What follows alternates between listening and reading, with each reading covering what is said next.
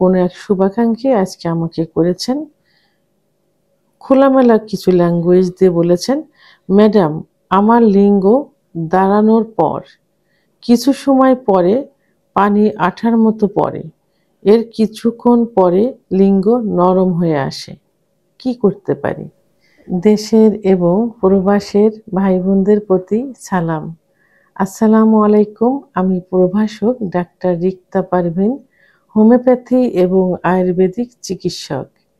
Chamber সেবা homeo complex and সেবা digital lab, উপজেলা মডেল মসজিদের পূর্ব পাশে, শিমুলিয়া, মাগুরা।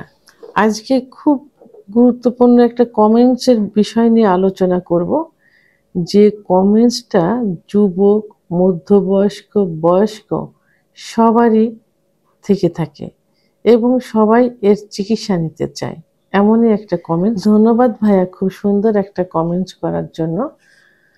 একই প্রশ্ন হুবহু প্রত্যেকটা পুরুষেরই কিন্তু থেকে যায়। যেমন লিঙ্গ একটু উত্থান হলেই, একটু সেক্সুয়াল কিছু কল্পনা করলে, পর্নোগ্রাফি দেখলে, স্ত্রীকে নিয়ে ভাবলে, পার্টনারকে নিয়ে ভাবলে, সর্বোপরি লিঙ্গ একটু উত্থান হলেই, একটু দাঁড়ালেই লালা বিজলা পানির মতো বেরিয়ে লিঙ্গ নিস্তেজ হয়ে যায়। এমনই প্রশ্ন থাকে যুবকদের, যৌবনের শুরুর পর থেকে 20-22 বছর বয়সের যুবকদের, মধ্যবয়স্কদের এবং বয়স্কদেরও প্রশ্ন থেকে থাকে। বয়স্করা বলে থাকে যে একটু কিছু দেখলেই, রোড দিয়ে হাঁটছি, পথে যদি একটু ভালো কোনো মেয়ের দিকে নজর যায় তো একটু উত্থান হলে লালা বিজলা বেরিয়ে যায়। তো আসলে এটা নিয়ে এক একজনের এক একটা মন্তব্য থাকে। অনেকে বলে যে লালা বিজলা বেরিয়ে একদম শরীর দুর্বল হয়ে যায়। অনেকে বলে যে মাথা টাথা ঘোরে, চোখে অন্ধকার দেখা যায়, লিঙ্গ নিস্তেজ হয়ে যায়। আবার অনেকের ধারণা থাকে যে এর কারণে সেক্সুয়াল অক্ষমতা চলে আসছে, যৌন অক্ষমতা আসছে এই লালা বিজলা ভাঙার কারণে, ইত্যাদি। আসলে এই লালা বিজলাটা কি? এই লালা বিজলাটাকে মিউকাস বলা হয়। মিউকাস, অর্থাৎ এই মিউকাসটা কিন্তু একেবারে খারাপ কিছু না। উত্থান হওয়ার আসলে নিয়মটা কি? যে আপনি যখন স্ত্রীর কাছে, পার্টনারের কাছে যাবেন, তখন সেক্সুয়াল বিষয়ে, যখন আপনি সেক্সে যাবেন, তখন সেক্সুয়াল বিষয়ে ভাবলে, তাকে ফোরপ্লে করলে, তাকে দেখলে কিন্তু কি হয়, সেক্স উত্তেজনা আসে। সেক্স উত্তেজনা আসলে সমস্ত শরীরে ব্লাড সার্কুলেশন হয়, তখন লিঙ্গের উত্থান হয়। লিঙ্গ সহবাসের জন্য প্রস্তুতি নেয়, তখন লিঙ্গের মাথা দিয়ে এক ধরনের লালা বিজলা আসে, মিউকাস বলে এটাকে। এই মিউকাসের কাজ হলো সহবাসকে সহজ করে দেওয়া, অর্থাৎ জায়গাটাকে পিচ্ছিল্য করে দেওয়া, যাতে সহবাসে স্বামী স্ত্রী উভয় কি হয়, সুখ অনুভব করে, কোনো রকম কষ্ট না হয়। অনেকে বলে যে সহবাস করার সময় যোনিপথ একদম টাইট হয়ে থাকে, যে কারণে লিঙ্গ ছুলে যায় অনেক সময়। আবার অনেক স্ত্রীদের অভিযোগ থাকে যে সহবাসের সময় জায়গা পিচ্ছিল্য হয় না, জ্বালা পোড়া করে, ব্যথা করে ছুলে যায়।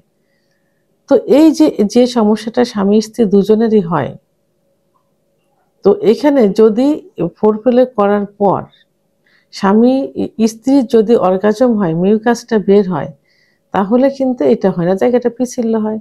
আবার যদি স্ত্রী না হলো, স্বামীর যদি এই মিউকাসটা বের হয়, তাহলে জায়গাটা পিচ্ছিল্য হয়ে যাবে, সহবাসে কোনো সমস্যা হবে না। তাহলে এই যে উত্থান হলে লালা বিজলা বের হয়ে যায়, এটা খারাপ কিছু না।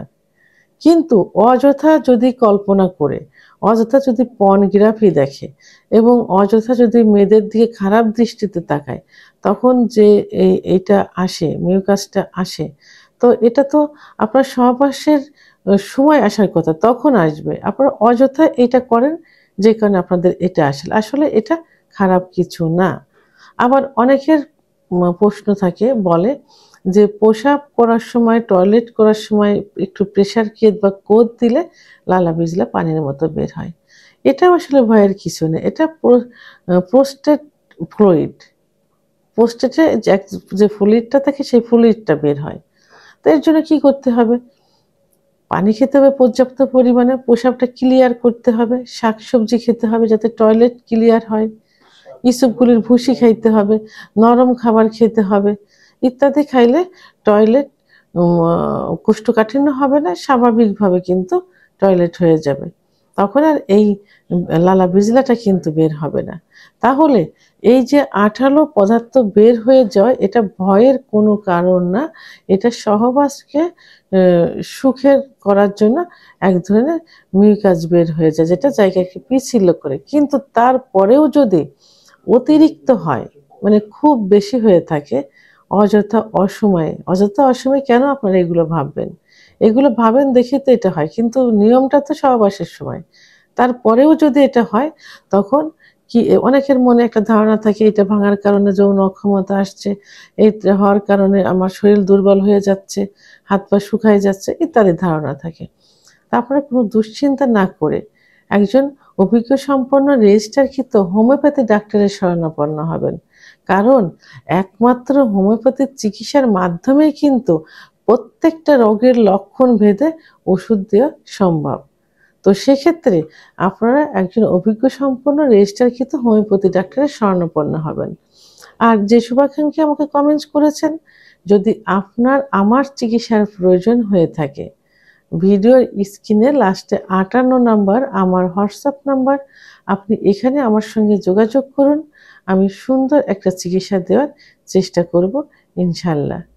ভিডিওটি সম্পর্কে যদি কোনো মতামত থেকে থাকে অবশ্যই কমেন্টসের মাধ্যমে জানাবেন।